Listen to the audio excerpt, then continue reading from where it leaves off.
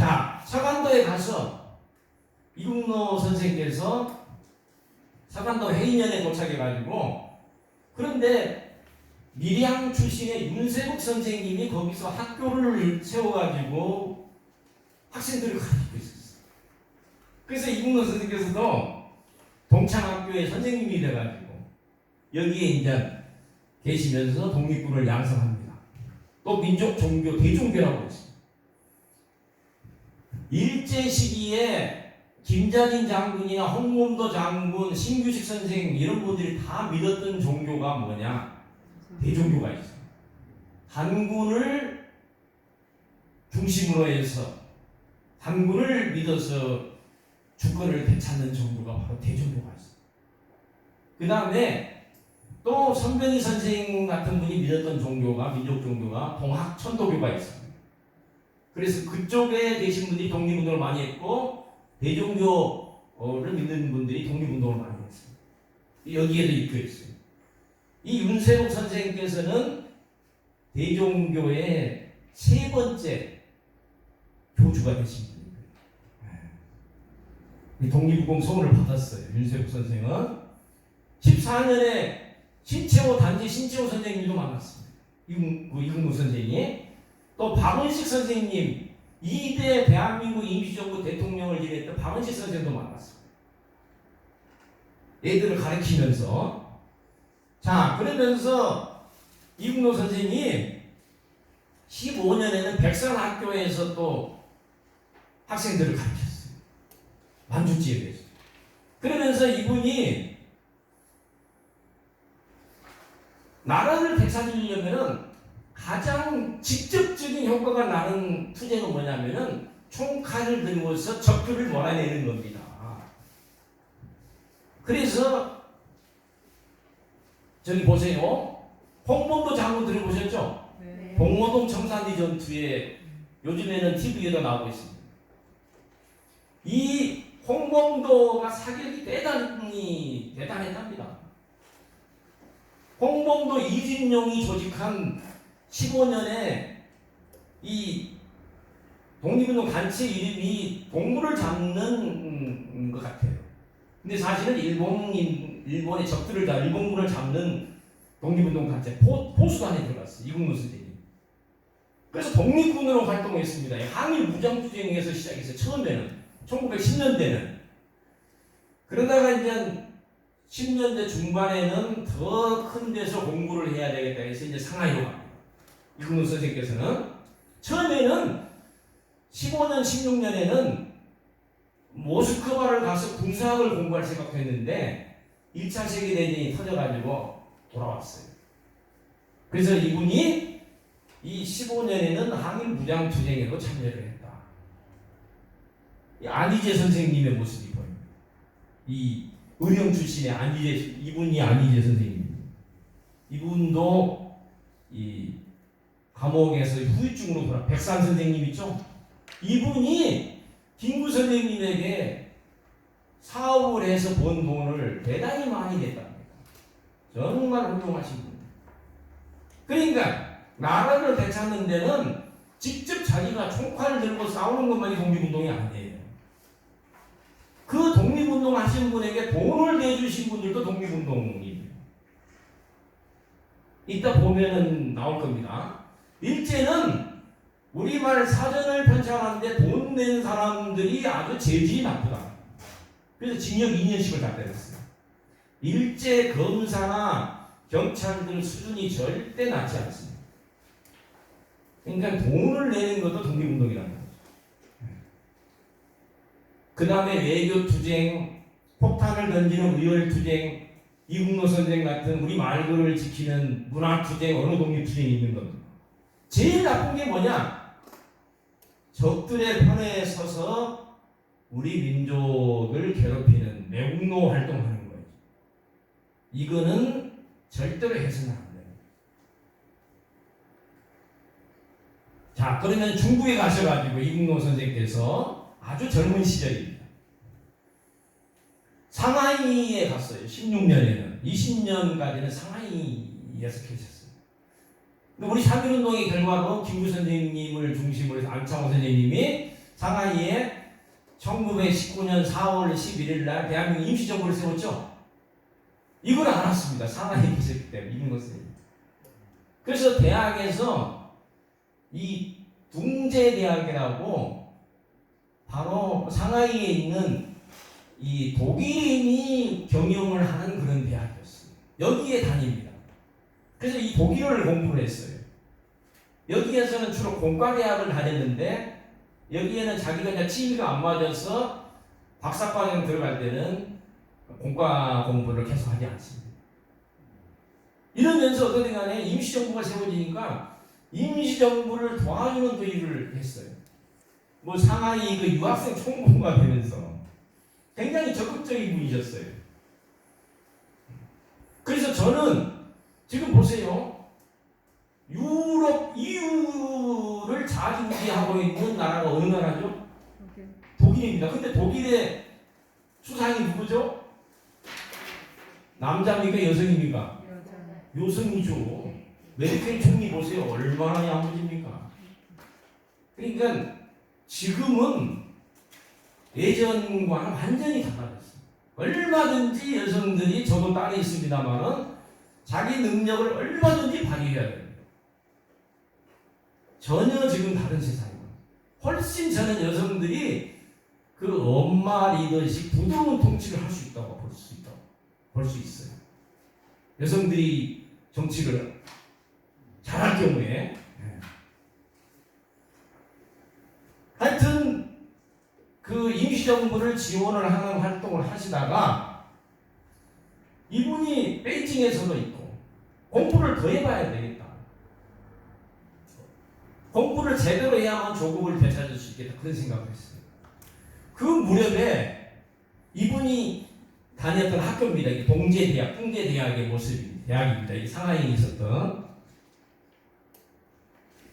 그래서 이분이 북경에 계시는데 상하이에서 연락이 왔어요. 우리 대한민국 임시정부의 초대 대통령이 누구시죠? 이승만 대통령. 이승만 대통령은 두 번 대통령이 됐어요. 임시정부 때도 초대 대통령, 그 다음에 48년에 대한민국 정부가 수립됐을 때도 대통령이 됐어요. 근데 임시정부 때도 주로 미국에서 계시족이기 때문에 탄핵을 당했습니다. 우리 대한민국 정부에서는 이분이 12년을 대통령을 했죠. 근데 또 독재를 했기 때문에 4.19로 인해서 어떻게 됐어요? 이분이 쫓겨났어. 하여튼 대통령은 두 번 했는데 그 국무총리를 역임하신 분이 이동희 선생이라는 분이었어요. 대단한 독립운동가입니다. 이 애국지사세요. 소문을 받았습니다. 그래서 이분이 모스크바에서 열리는 국제공산당 제3차 대회가 모스크바에서 열렸어요.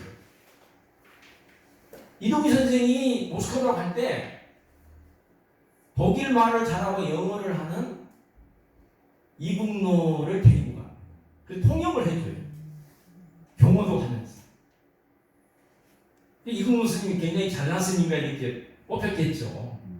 그래서 독일에 이 상하이에 출발해가지고 이집트를 지나서 결국은 스위스를 거쳐서 모스크바에 갑니다. 이때에 이 소련의 지도자는 레닌이 있었어요.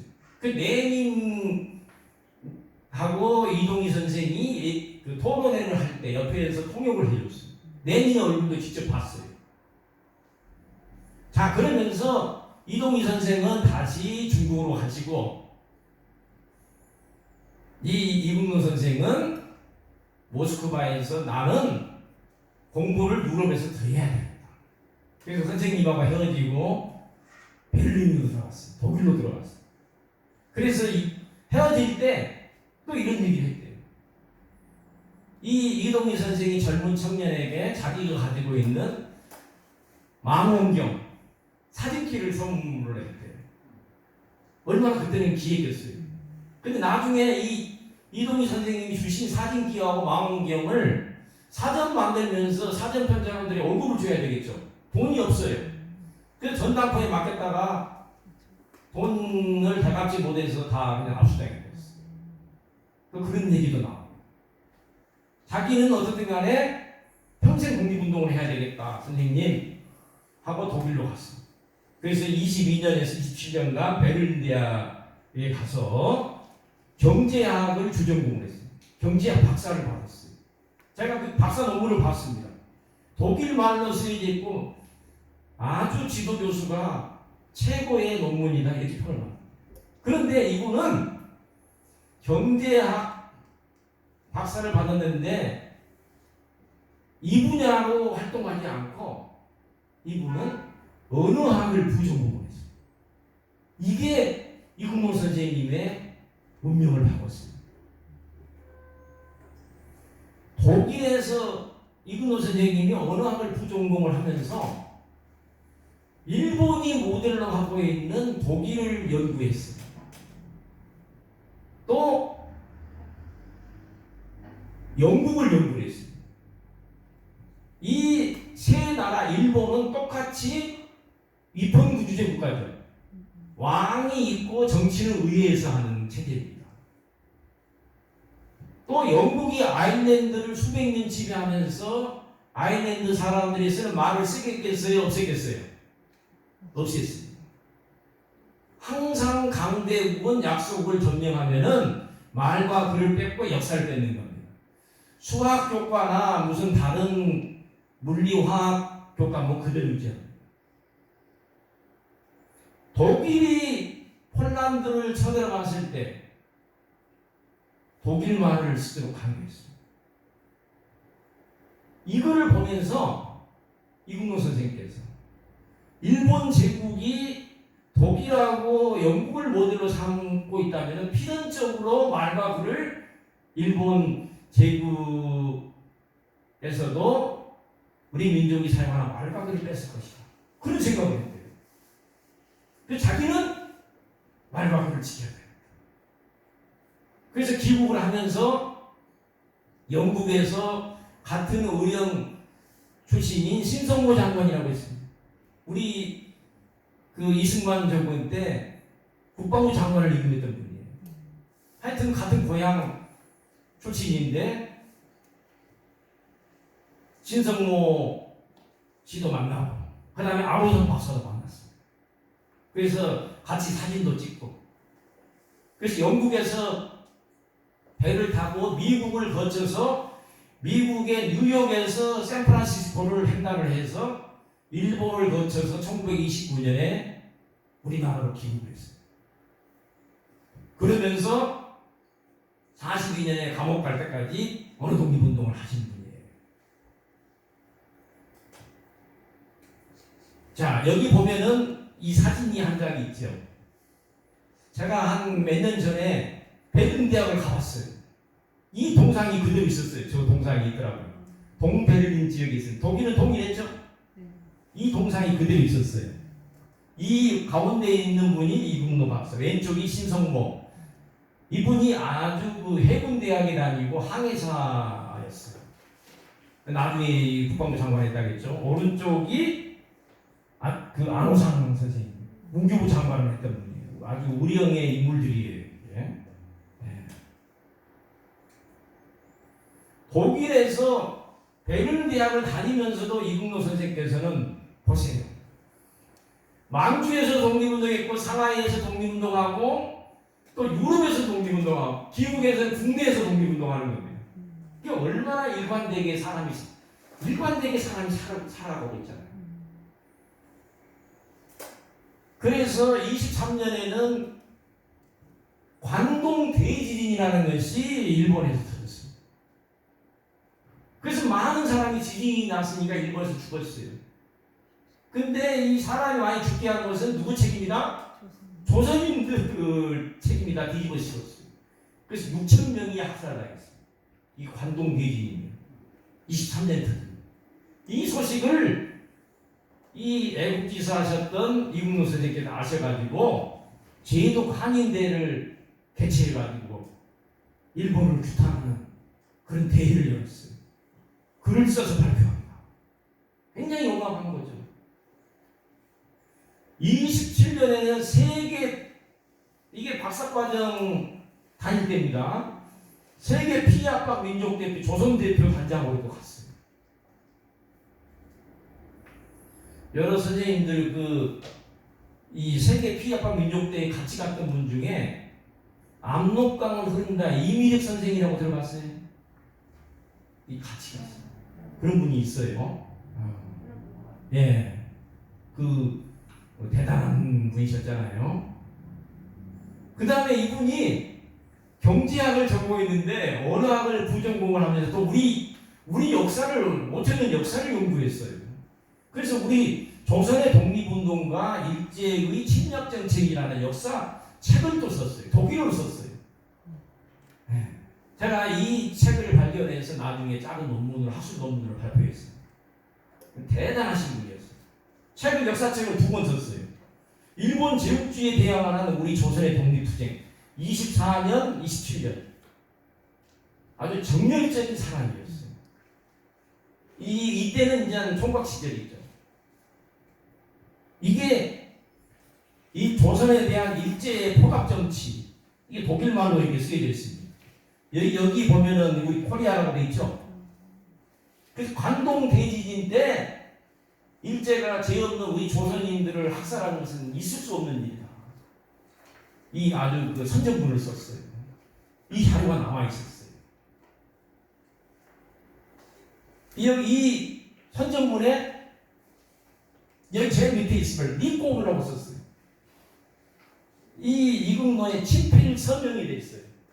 우리 33인 민족대 33인 보면은 손변이 딱 있죠. 이승문 이렇게 이름이 있죠. 이 독립선언서에 민족대 33인이 없으면 이거는 사람 민족대표나 이름이 없으면 이건 불운문서예요. 대자보에 불과한 겁니다.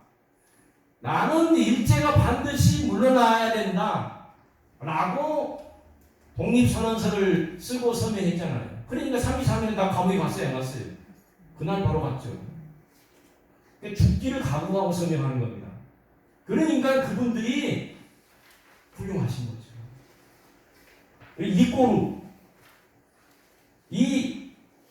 이금노를 중국말로 발음하면 리꼬르라고 합니다.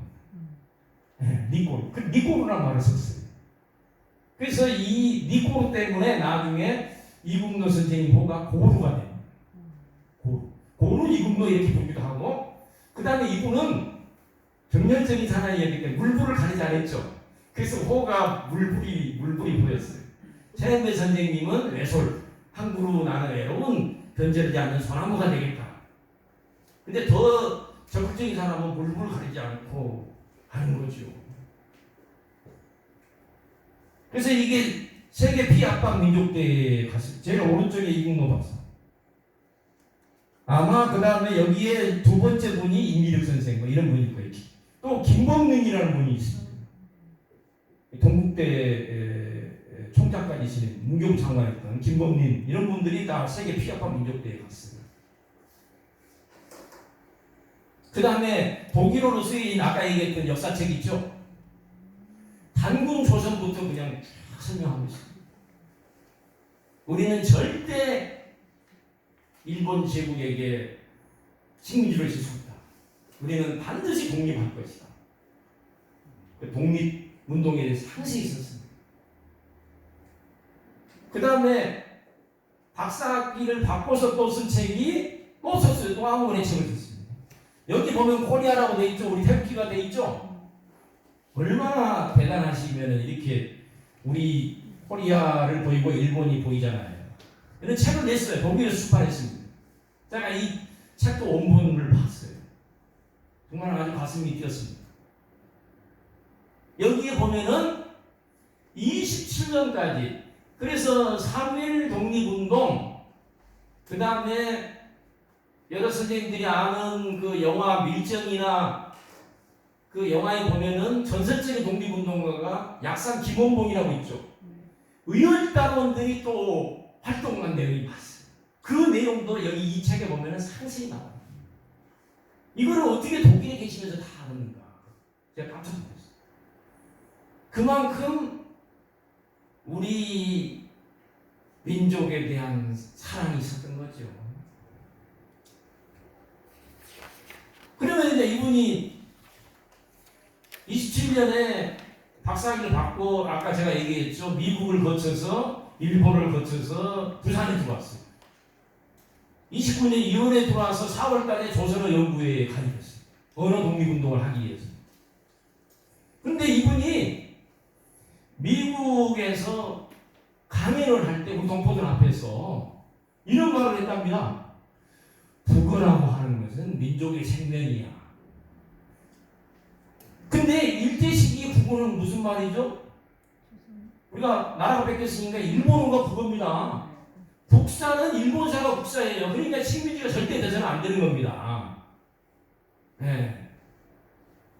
근데 여기 이때는 이분이 미국에 있었기 때문에 우리말이 민족의 생명이다.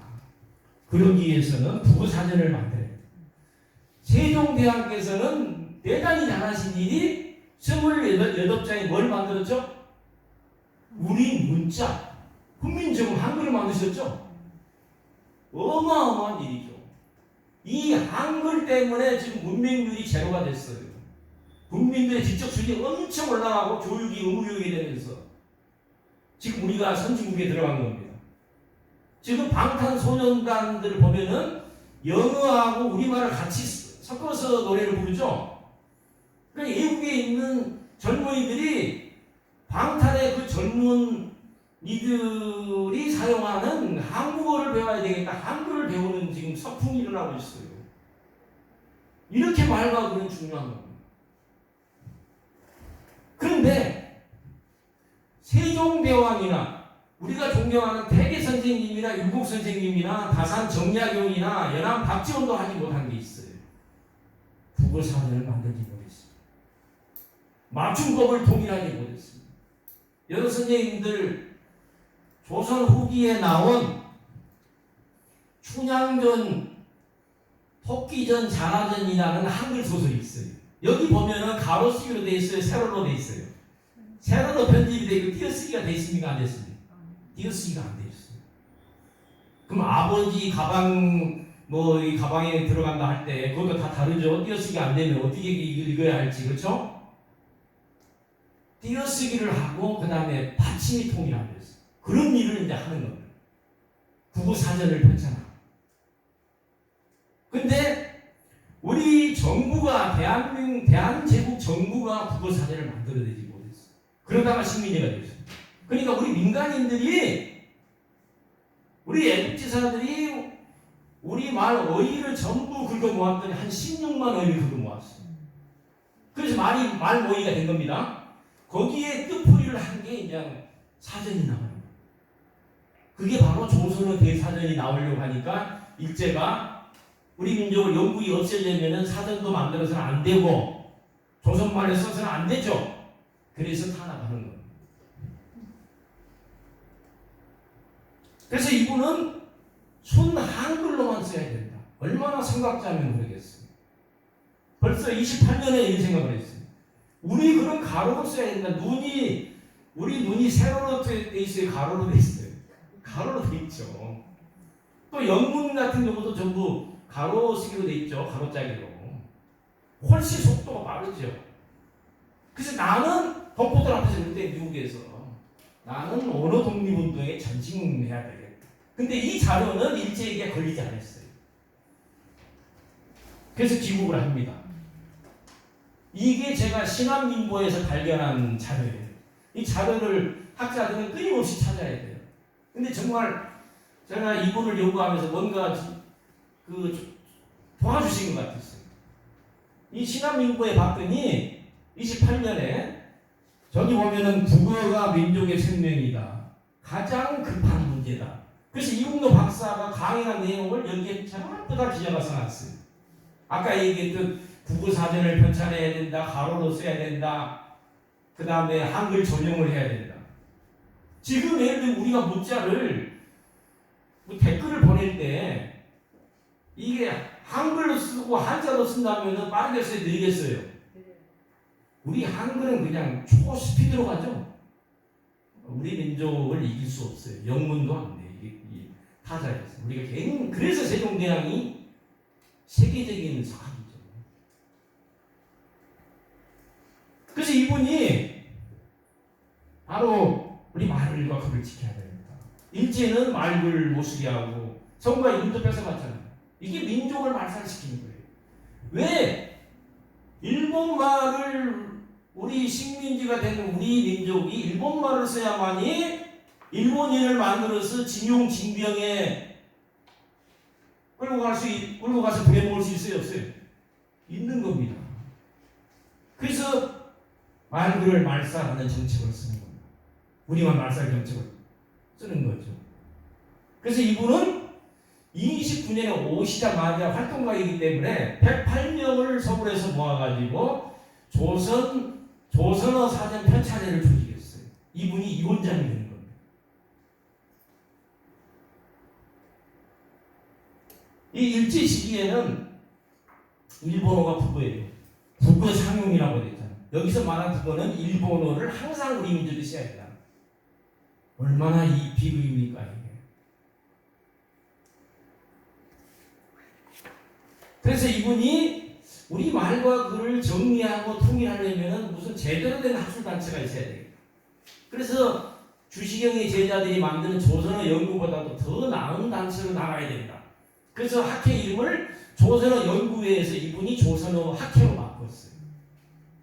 그래서 이 조선어 학회를 이분이 이끌어가면서 이분이 그냥 돈을 벌지 않고 14년간 어느 독립운동을 하시다 감옥에 들어가 있어요. 간사장이 됐어요. 회장입니다. 회장. 조선학회 회장. 항상 상근으로 근무하는 거예요. 그래서 이분이 우리 맞춤법을 통일하고 또 표준말을 통일해야 되겠죠. 외려 표준법이 안 됐어요. 이게 통일이 안 됐어요. 이런 일을 하는 겁니다. 사전을 만들어내는 겁니다. 4가지의 큰 사업을 해나가요. 이근호 선생님께서. 그래서 이분이 바로 언어라고 하는 것은 민족의 아주 기본 구성 요소다. 이게 반드시 유지되면은 언젠가는 독립국가를 세울 수 있다. 이런 글들을 남겼어요. 제가 이런 글을 찾았을 때 너무 가슴이 아주 뛰었어요.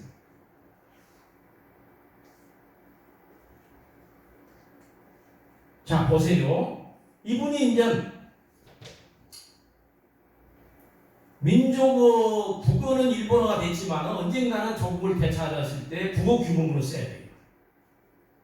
그러기 위해서 조선어 철자법을 통일합니다. 표준말을 정하고 외래 표기법을 통일합니다. 그래서 이 3가지 일은 독립의 준비물이었어요. 해방되고 나서 남쪽과 북쪽에서 그대로 썼어요. 이게. 그러니까 언어는 말과 글은 지금도 분단이 안 됐습니다. 제가 예전에 금강산 관광을 가서 북쪽 사람들과 만나서 얘기를 했어요. 전혀 통역이 필요 없었어요. 그 다음에 개성 관광을 하루로 갔었는데 제가 선주교를 직접 봤어요. 박연 폭포, 그 서경덕과 누구죠? 황진이. 그 박연 폭포 밑에를 가봤더니 진짜 아름다운 폭포였어요. 거기서 뭔가 그 아름다운 대화를 할 수 있을까 했어요. 우리도 그런 한번 봐야 됩니다. 그래서 말과 글은 분단이 안 된다는 거예요. 그래서 저는 그냥